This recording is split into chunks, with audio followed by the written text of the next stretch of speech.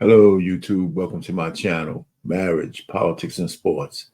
Hey, listen, I got another one of my Divest from the Democratic Party series. This is number 17. And I would encourage anybody who's thinking politically this year to listen to this whole video. It's not that long, maybe 10, 12 minutes, maybe a little longer. However, I recorded this as a reaction video to a gentleman who's a big YouTuber, O'Shea Duke Jackson. And he said some things that he said it better than I could. So I'm going to just clip up what he said about Hochul calling black kids in Harlem or in the Bronx, wherever she called us, that were too dog shit stupid to know what a computer is. And then Mr. Stephen Fetchit, mayor, sitting down here, all but co-signing and apologizing for her, something she would never, ever do for him if he came out and disparaged Irish kids, Irish white kids. And aren't you gotta somehow, somewhere, black people have to be tired of watching black faces kowtow and pussyfoot around people who do us wrong and say things and just call it a mistake. That's bullshit. She really meant what she said. So before we go into the video, and I'm gonna clip it up, not clip it up, but I'm gonna stop and start it in certain parts. But Malcolm X tells us about liberals and how they're wolves in sheep clothing when it comes to black folks.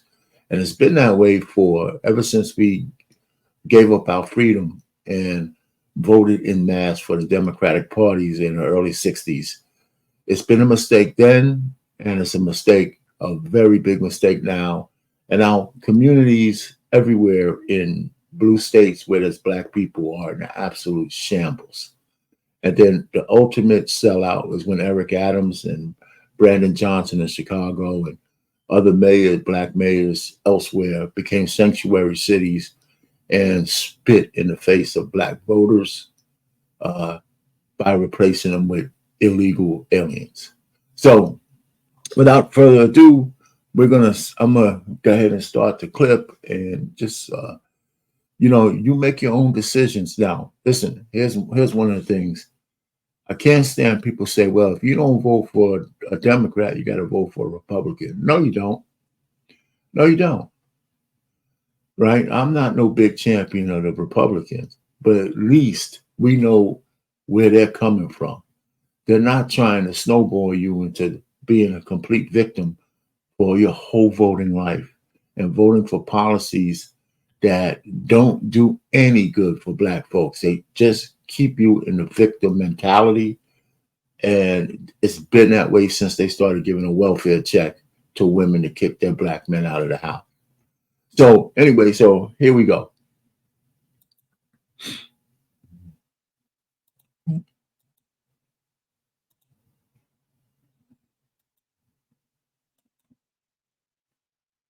More than the African American community. They'll pretend to be your friend, but sometimes their true feelings slip out. Like, oops, I shouldn't have said that. But again, that's how they really feel about you. This happened with New York City's first female governor, Kathy Hochul. She, of course, is a Democrat, a white liberal. And white liberals and black people have a pretty terrible relationship with each other, even if the black person doesn't know it. And I want you to listen to what Malcolm X says about white liberals. There are many whites who are trying to solve the problem, but you never see them going under the label of liberals. That white person that you see calling himself a liberal is the most dangerous thing in the entire Western Hemisphere. He's the most deceitful. He's like a fox, and a fox is always more dangerous in the forest than the wolf. You can see the wolf coming. You know what he's up to, but the fox will fool you. He comes at you with his mouth shaped in such a way that even though you see his teeth, you think he's smiling and take him for a friend. Now, with that being the case, I want you to hear what the governor had to say about young black people in computers. To follow, because right now we have, young black kids growing up in the Bronx who don't even know what the word a computer is. They don't know. They don't know these things. And I want the world open up to all of them, because when you have their diverse voices innovating solutions through technology, then you're really addressing society's broader challenges. Now that's interesting. In the early 90s, I had an Apple desktop computer in 1993, and I lived in Del Paso Heights, but I had a computer. We had one in our house. That was over 31 years ago. Let me stop it right there. So you see where this is going, right? She said whatever she said, and it's I don't see how anybody who's black can't be completely offended by what she said, right? So, I mean, and she goes on to say more. I mean, listen, I'm telling you, I just want to go ahead and kind of jump forward a little bit in this, and we'll keep going, and we'll see how the blackface mayor responded. And I want you to take good when we show Eric Adams speak.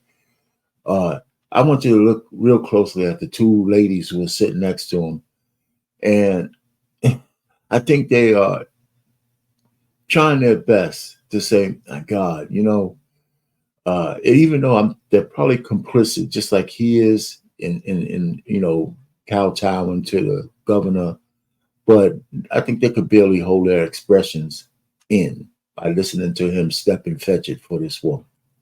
So we're going to go ahead forward to the 3-minute mark, and then we're going to let it go. Right? The second question, I wonder what your thoughts are on Governor Hochul saying that black kids in the Bronx don't know what the word computer means. Listen, I am not the word police. I know the governor's heart. And, when you make thousands of speeches, when you're in front of the cameras all the time, when you're trying to be authentic and say the things that you're really feeling, one to sit back and do a critical analysis of every sentence you say and say, oh, you didn't say it this way, that way. I know her heart. I know what she was intended to say. And she was not trying to be disrespectful to the people of the Bronx. And I thank her for what she's doing and how she's highlighting, the issues of technology. We need to have it throughout our entire city, and she has been a real partner. And so those who want to be the word police in this business, you go right ahead. The people of the Bronx knew where her heart was, and she's sincere about uplifting the people. We don't always get it right. We don't always say this sentence the way we want. We would love to hear rewind sometimes, but the reality, that's not the way life is. And I'm pretty sure that you've said some things that you wish you would have said differently, It's unfortunate, Mr. Adam. Yeah, let me just stop it for a second, because I wanted to cut this up, but I think we need to keep, let him speak through the gap. It's really unfortunate to see the black mayor of the biggest city and used to be the most glamorous city in the world kowtow like a step and fetch it clown for somebody who said something so egregious. And listen, and I don't know what your politics are, but if you were black, if you're white, if you're Jewish, if you're anything else, nobody would accept that kind of mistake from somebody in such a high office. She's supposed to be the governor of everybody, right? She's supposed to know better. But, when somebody makes a mistake like that, this has nothing to do with word police. She actually means that. She thinks black kids are dumb assholes. And she said it, right? Because she believes that. And there's no mistaking what she believes. She made it clear that there's a whole bunch of ignorant. But let's listen to what Malcolm X said about people like you.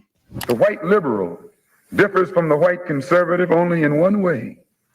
The liberal is more deceitful, more hypocritical than the conservative. Both want power, but the white liberal is the one who has perfected the art of posing as the Negro's friend and benefactor. And by winning the friendship and support of the Negro, the white liberal is able to use the Negro as a pawn or a weapon in this political football game that is constantly raging between the white liberals and the white conservatives.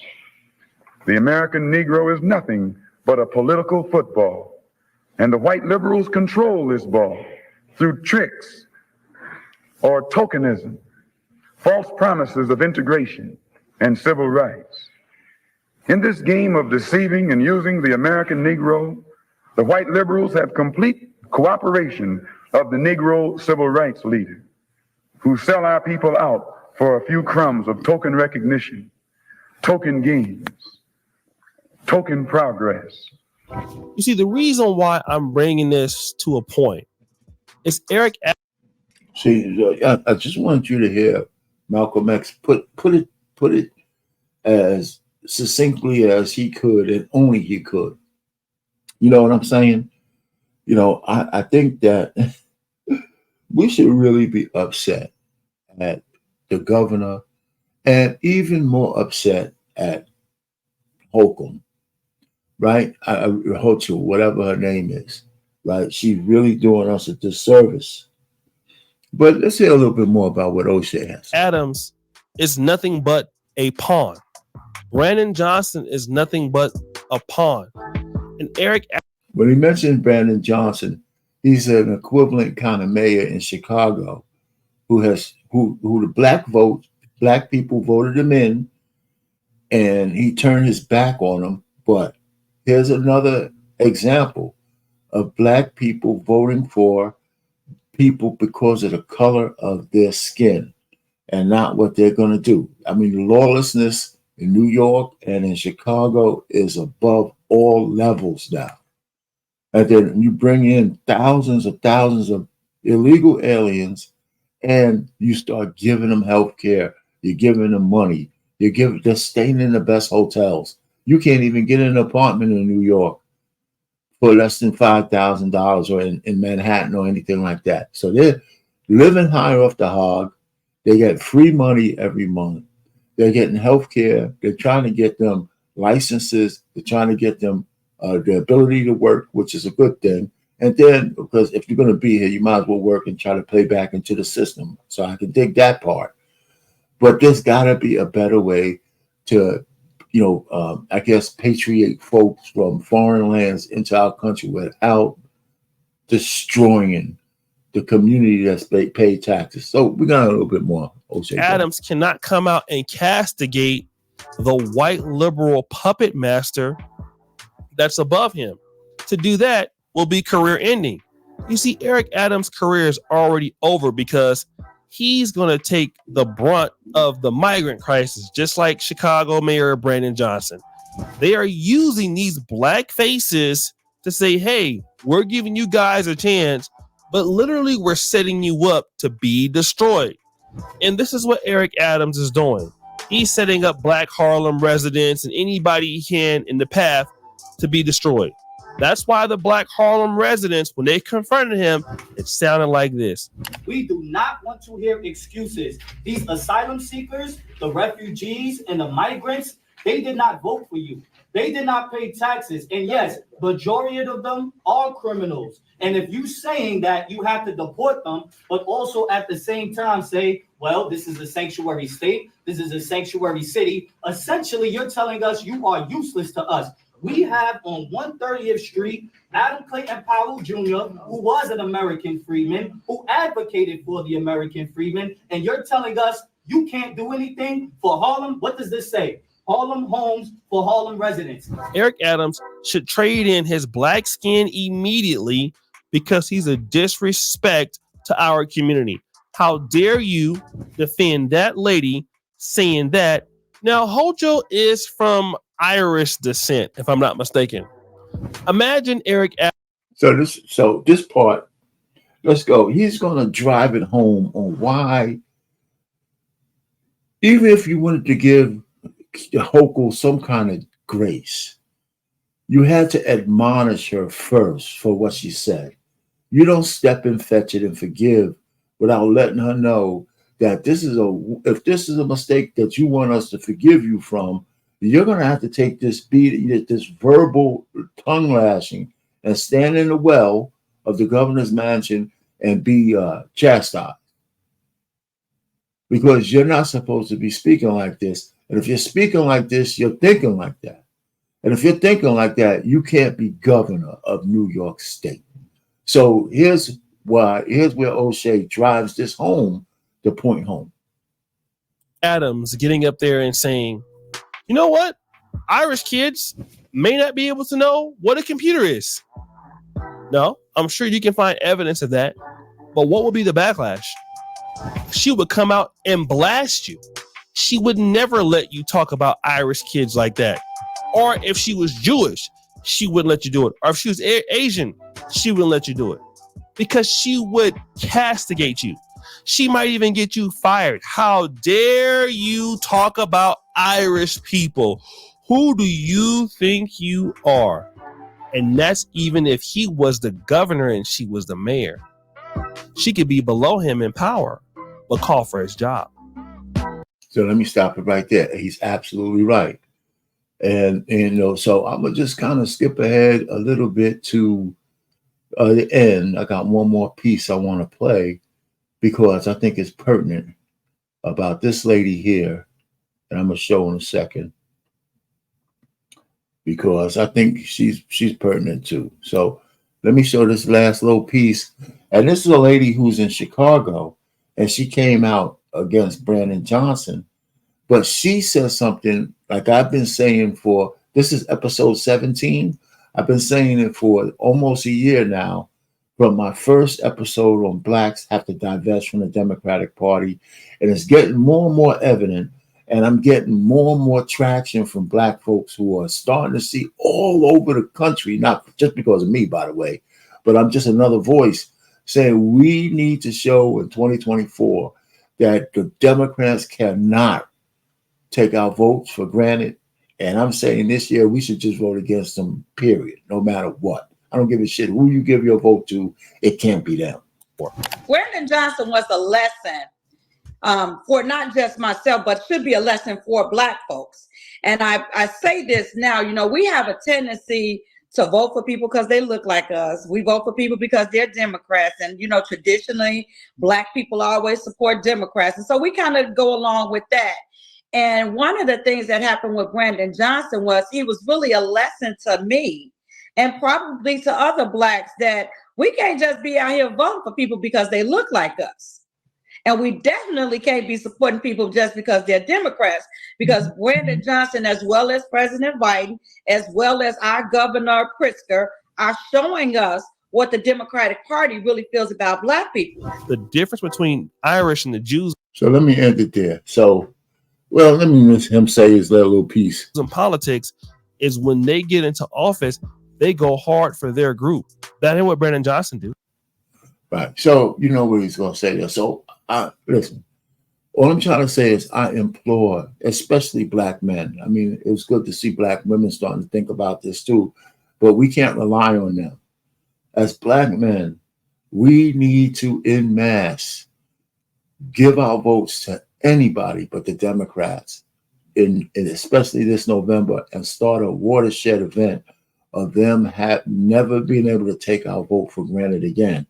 And anytime they make a promise to us, they need to accomplish what they said first before they get our votes back. If they ever, I said, success to me, it would be to see black men voting for a guy like Biden, who is more racist than Trump ever was, by less than 50%, maybe 40%. And I think we should target the swing states and make sure that even in the swing states, you ain't getting our votes, especially in the swing states, and let the Democrats eat crow and lose, because it's time for us to stop being taken advantage of, stop being shystered and made to feel like victims, or else we can't survive. That's absolute bullshit, right? So we need to cut that ribbon, that umbilical cord, and get out there and compete with the rest of the world, because when we do, we thrive. Art Payne, Marriage, Politics, and Sports. Over and out.